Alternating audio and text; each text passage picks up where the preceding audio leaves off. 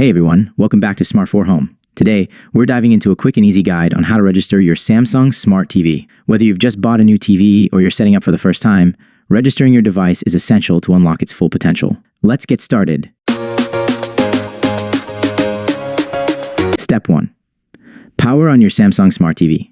First things first, power on your Samsung Smart TV using the remote or the power button on the TV itself.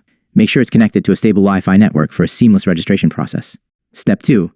Navigate to Settings. Using your remote, navigate to the Settings menu. You can usually find this by pressing the Home button, scrolling to the right, and selecting Settings. It looks like a gear icon. Step 3. Select Support. In the Settings menu, scroll down and select Support. This is where you'll find options related to your TV's maintenance and updates. Step 4. Choose Device Care. Next, select Device Care. This option helps you manage your TV's performance and settings. Step 5. Select Register. Now scroll down to find and select Register. This is where you'll begin the registration process. Step 6. Sign in or create a Samsung account. To proceed, you'll need to sign in with your Samsung account.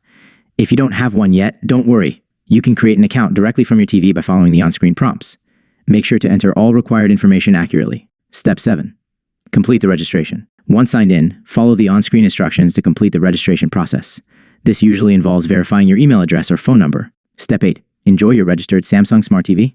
Congratulations! Your Samsung Smart TV is now registered.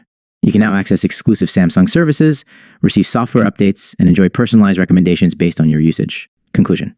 And there you have it. Registering your Samsung Smart TV is straightforward and ensures you get the most out of your entertainment experience. If you found this guide helpful, don't forget to give us a thumbs up and subscribe for more tech tips and tutorials. Thanks for watching, and we'll see you next time.